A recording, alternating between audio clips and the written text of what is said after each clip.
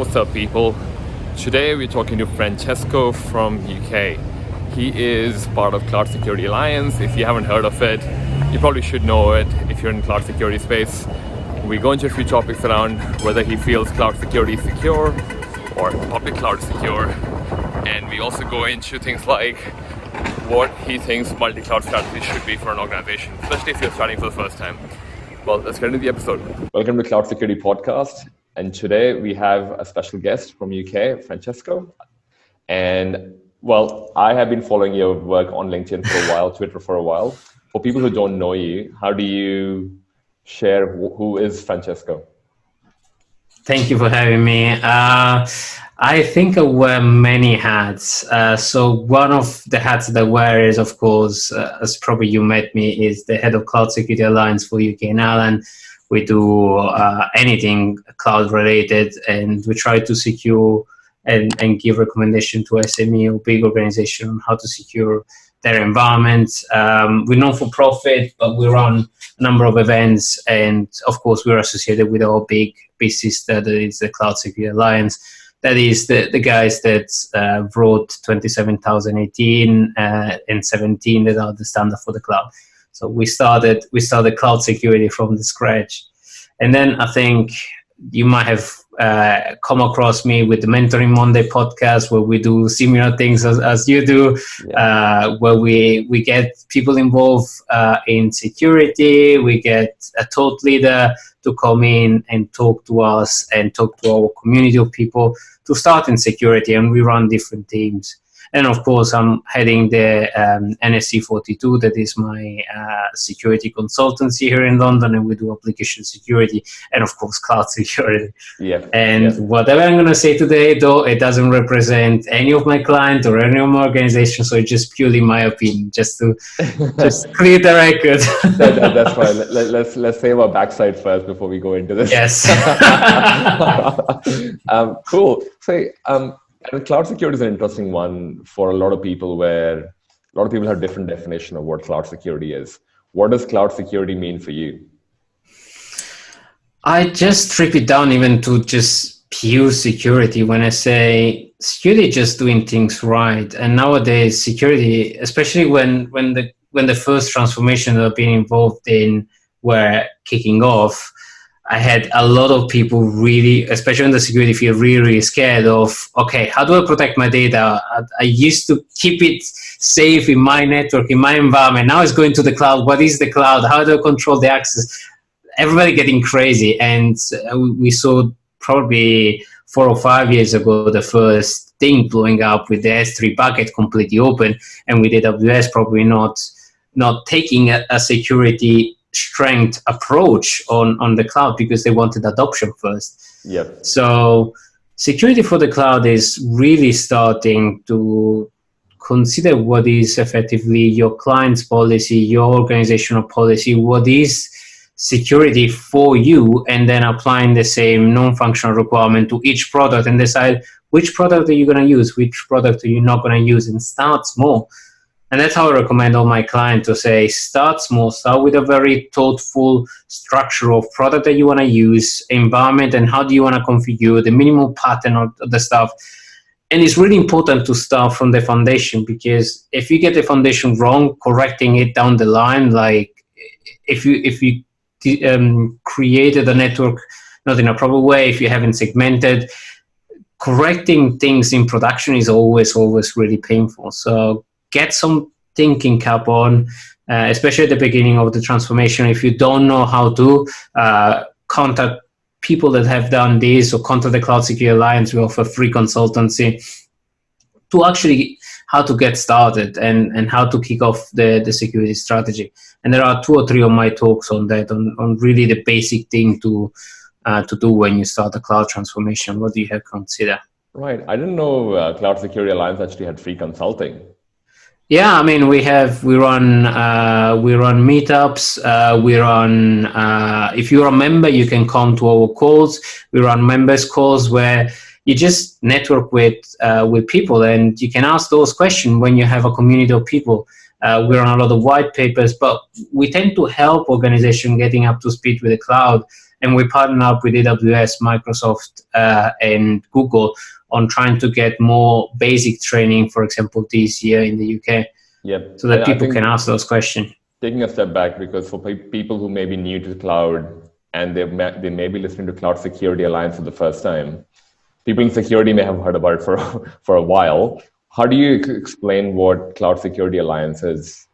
So the Cloud Security Alliance, if you want, in a nutshell, is a non-for-profit that wrote the original standard on the cloud. And then we started getting more and more people involved in cloud transformation, or they were doing cloud transformation. And effectively it started as a network of people, and we started publishing out all the material, all the white papers, all the standards that it was on the back of our mind. And one of the big standards that we published was the CCM, the Cloud Control Matrix. Yep. That is effectively a guideline of all the controls that are available and how they map to all the standards. So if you don't know where to start with the division of responsibility that is in our CCSK, our body of knowledge.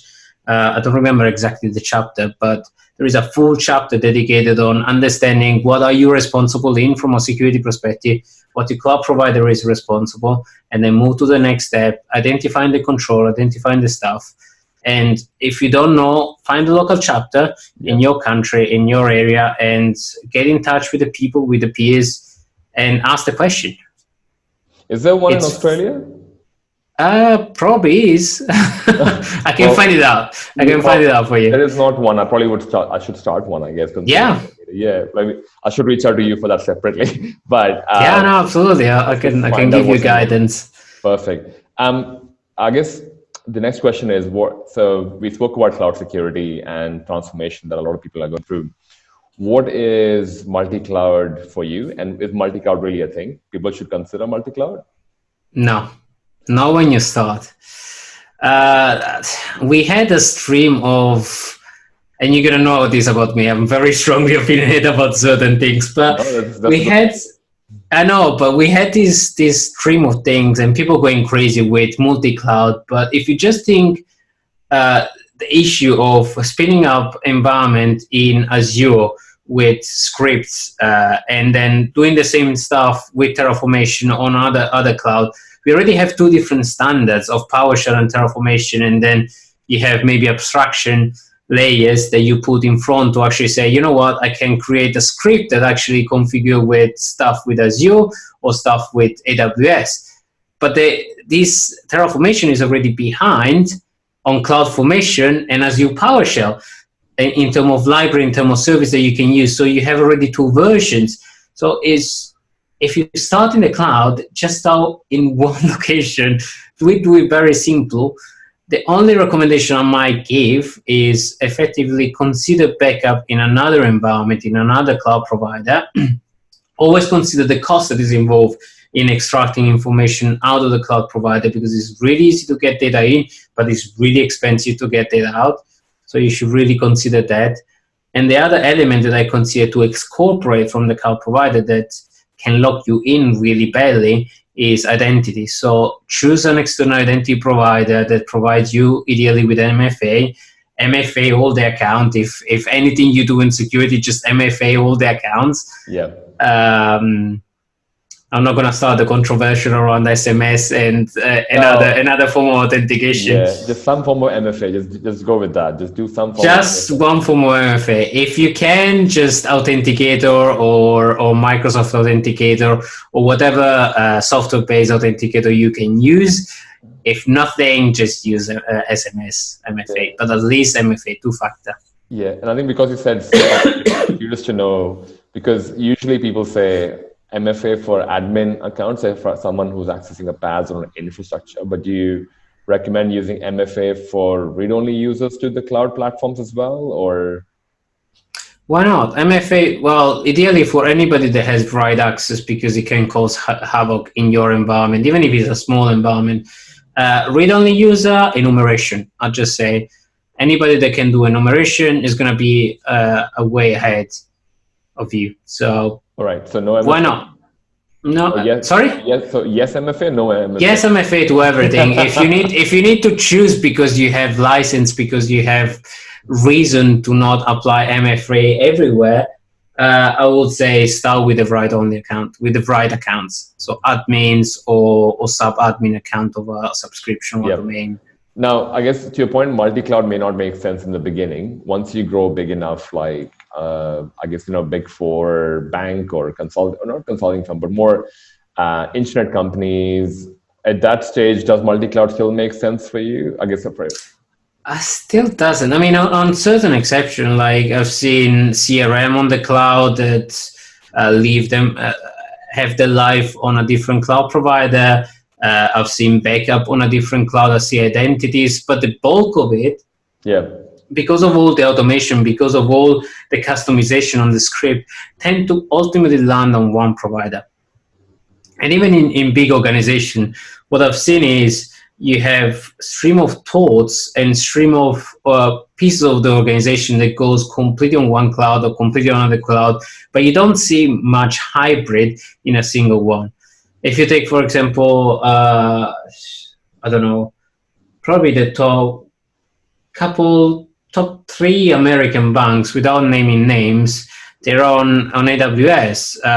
Here in the UK, I think is a bit of a mix and a hybrid, but you still see banks or you still see big organizations that orient themselves towards one provider because first expertise. It's really hard to have multiple expertise. It's really hard to find security on one cloud. yeah. Think about multi-cloud. Then customization of scripts. Service becomes really, really customized. You can't start writing stuff in PowerShell, then you move to Terraformation or CloudFormation for AWS, and then you write customization stuff for GCP, for example. And then compliancy rule, you have three compliance engine, you end up with three compliancy engine. So it really becomes a lot of work. So what I recommend is stick to one cloud and only on specific use case consider different cloud provider. Sure. And to your point about sticking to one cloud, is there a way to measure cloud security or your maturity of cloud security in any environment? That's a really good question. I think there are out there few kind of assessment tool that assess the environment as a whole. Of course, the cloud providers have their own engines. You have Azure Security Center that measure your compliance towards CIS. Yep. That is Center of Internet Standard that deploy their own, they created their own standards for a number of things. So Azure has his own embedded one. AWS has started his own with Security Center. Well, Security Center? No, Shield. Security Hub and Shield. Yeah.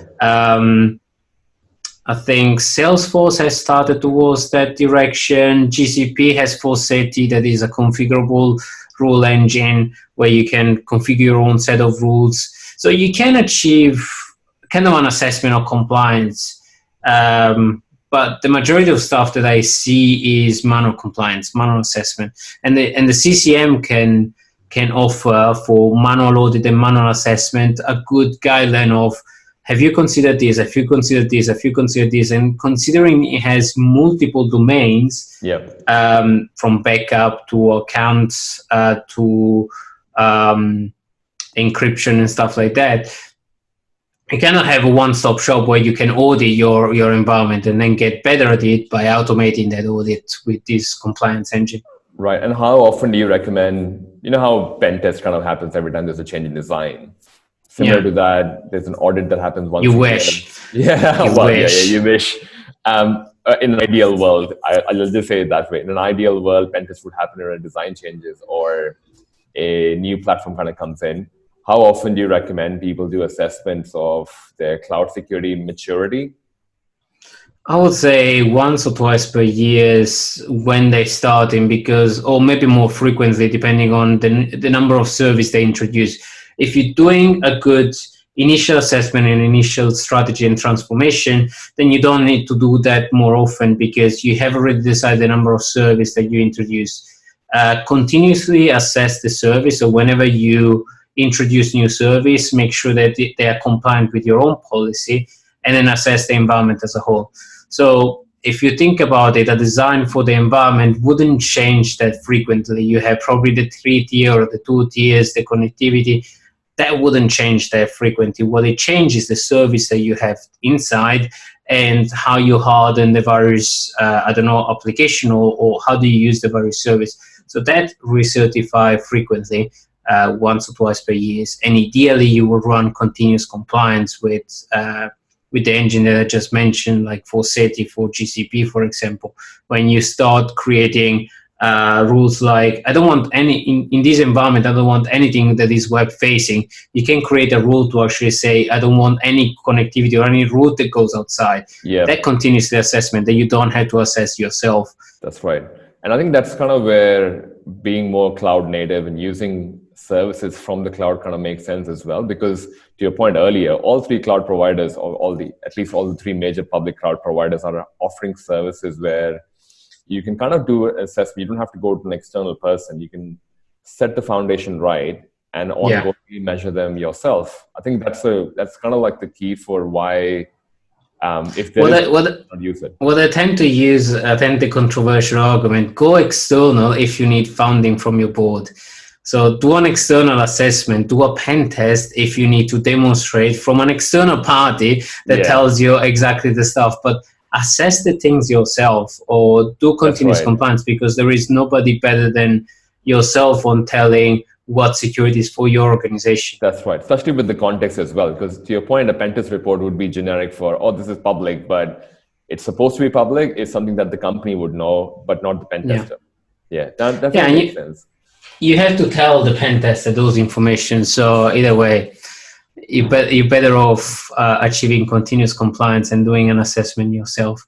It's hard.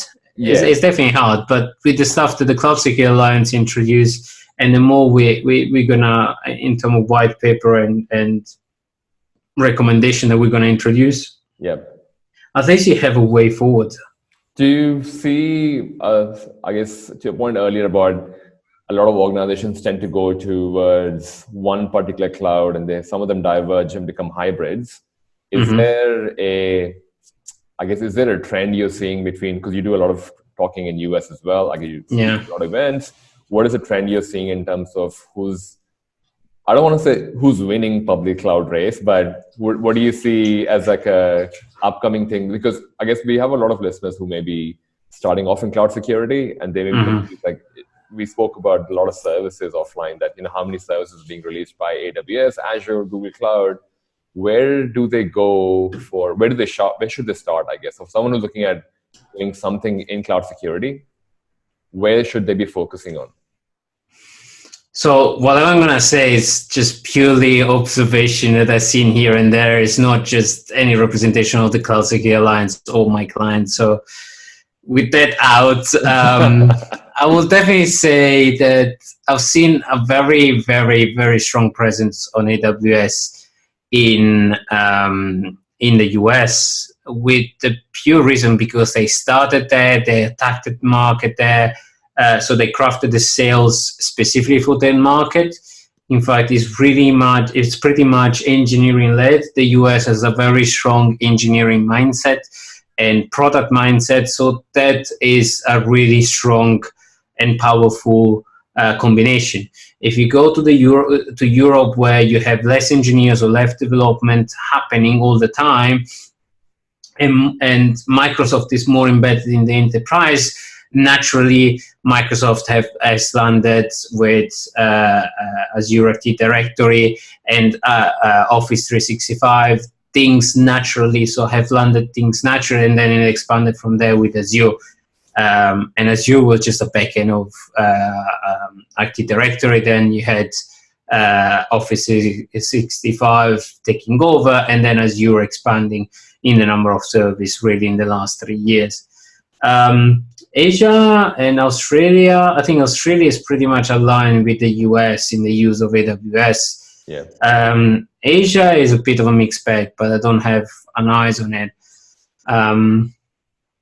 Yeah, GCP is a little bit more particular because I've seen GCP taking over on very niche product like analytics, where they're really strong, being Google and having that analytic engine that they can reuse, or a lot of AI as a service and function that they sell based on their query engine.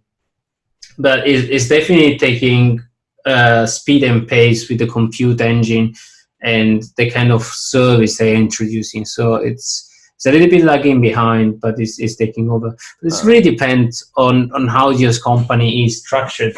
So if it has more engineers, then definitely go on AWS. If it's less engineers, and if you want something that to start in a more easy way, Azure tend to be more friendly and tend to have a more friendly UI. Right. It really depends. Do an evaluation, see what's easier for you to configure and what fulfills your requirements. So if you need strong customization requirement, I would suggest go AWS, or if you need specific service, evaluate all the providers. If you want easy to configuration, GCP or Azure can offer a good starting point. Oh, cool. That's a good segue into our next segment. It's called Mythbusters. In Mythbusters, basically the first question is, what is the most common cloud security myth that you come across? Cloud is secure. Or insecure. It depends by who has done the best marketing. Oh, and how do you bust this myth? Like, what is your opinion on this? The clouds tend to be more secure than any organization that I've came across. It's all a matter of configuration, honestly. If you think about, I don't know, AWS or Azure or GCP, they fundamentally have tons and tons of clients across different environments, and they are potentially regulated by all the regulation on earth. So they will have a scrutiny that is definitely bigger than your organization. They have a security level that is, if they lose on that, they lose the business. So definitely the service is up to scratch. What tend to fails a lot in cloud providers, and what people say the cloud is secure, the cloud is not secure, is the configuration aspect of it. So the security of data inside the cloud. So trust your cloud provider to do the physical part and to do what they're responsible, but understand really what you're responsible as a user of the cloud and what you need to secure inside the cloud. So the configuration aspect of the service in the cloud and how you configure.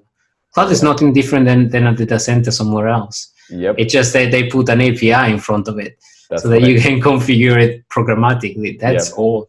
Yeah, that's right. But I think a lot of people just kind of misunderstand cloud to be this really unique unicorn, for lack of a better word, that they have no idea how to react to. So the next question after this is, do you feel cloud security is becoming a conversation at the C-level? Like C-level folks are taking it seriously now?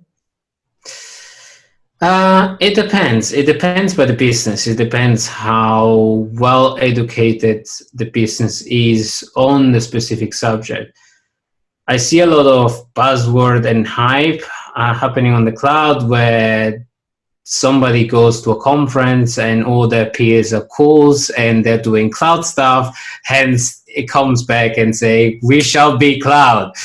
Or a lot of conferences are oriented, for example, on the scaremongers and what happened on somebody's being breached. I'm not going to name names, but we had few breaches on the cloud of in the past 6 months for misconfiguration. So at that point, everybody's scared and everybody say the cloud is insecure. We shall pay more attention, and it happens all the time. So Mythbuster on that, just look at your organization. What is security for your organization, and apply the same principle that you apply on-prem on the cloud. Sure. And what is something that people are not talking enough about in cloud security? I think I'll revert back to the configuration aspect and the unmanned configuration aspect.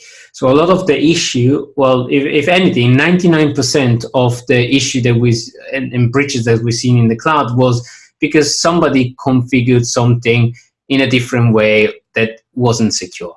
Hence, if you remove the human aspect out of the configuration, and if you say, this is how I want to configure my environment, and I'll make it consistent across the board, and I'll make it repeatable with script or Terraformation template or CloudFormation template for AWS, or a CI/CD pipeline that then deploys my configuration automatically, then at least that will ensure consistency of configuration around specific service. Yep. Cool. Kind of coming towards the end of our thing as well. Before we go into almost our fun section, I just have one more question. You mentioned breach earlier. Is there a breach that you were part of, or that you can share stories of? I can't disclose that. I have no opinion, and I can't disclose that. I tried. Of course, you. I wouldn't respect if you haven't. All right. This is the last segment, and it's basically fun questions. What do you spend most time on when you're not working on cloud or securing cloud?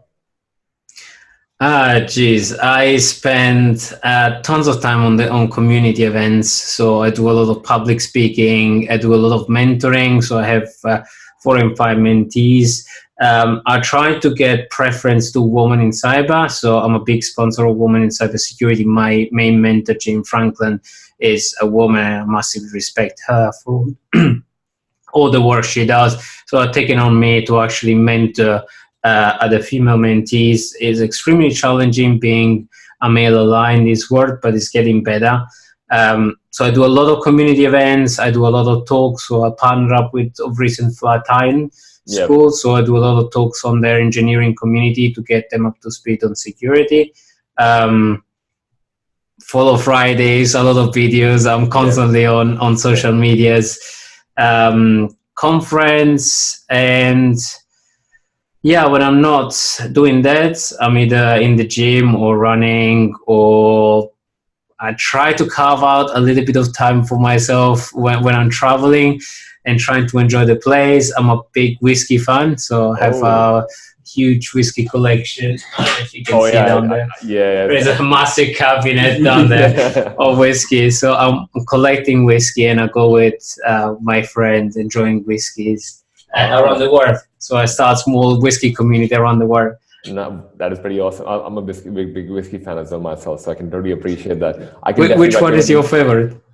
Ooh, it's interesting because recently my wife and I discovered there is a Japanese version of, what's it called?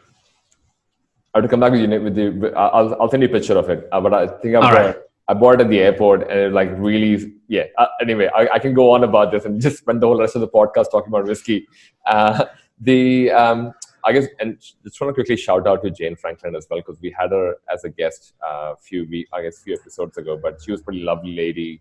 Yeah, it's learned fantastic. so much from her. The next question for, I guess, fun section is, what is something that you are proud of, but is not on your socials? I am massively on social, so I'm going to struggle on that. Whiskey, I guess. No, I'm pretty big on whiskey on social as well, so everybody knows that I'm the whiskey guy. I don't think it's good to be proud of whiskey. It makes me an alcoholic. No, that's a tough one. Maybe Follow Friday or mentoring, I guess.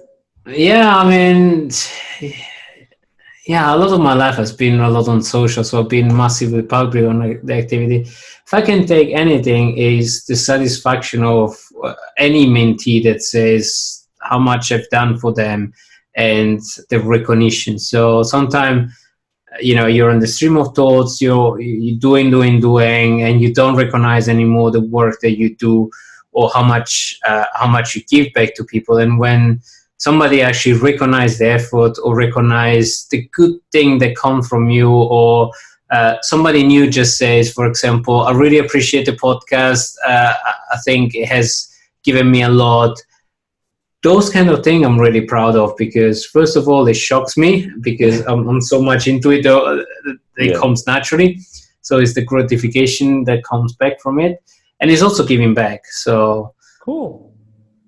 If awesome, anything, I'm proud of any contribution. If I can inject a little bit of security inside the brain of somebody new.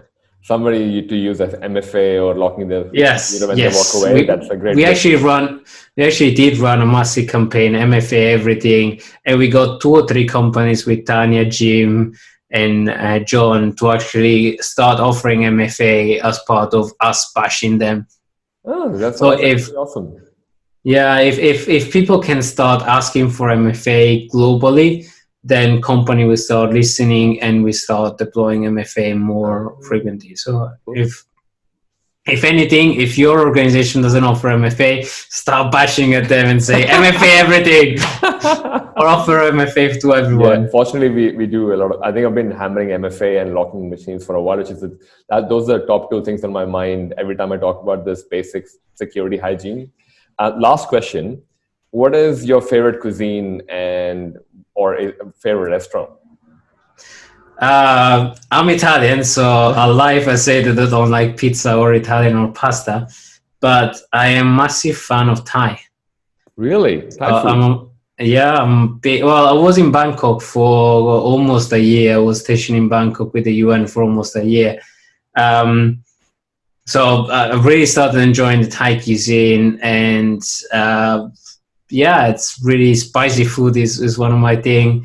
Wow. But yeah, if Asian cuisine and specifically Thai and Korean are my favorite one. Oh, a lot of kimchi then, I guess. Yeah. I'm feeling Korean barbecue. Yeah. I mean, it's like 9 a.m. over here, but I feel like it's almost like I probably should be having Korean barbecue right now. That's a good one, man. It's like it's gonna be heavy on for breakfast. that's right. But no, dude, thanks so much for your time, man. That was pretty much the interview. I really appreciate you spending the time on this, man. I appreciate your time.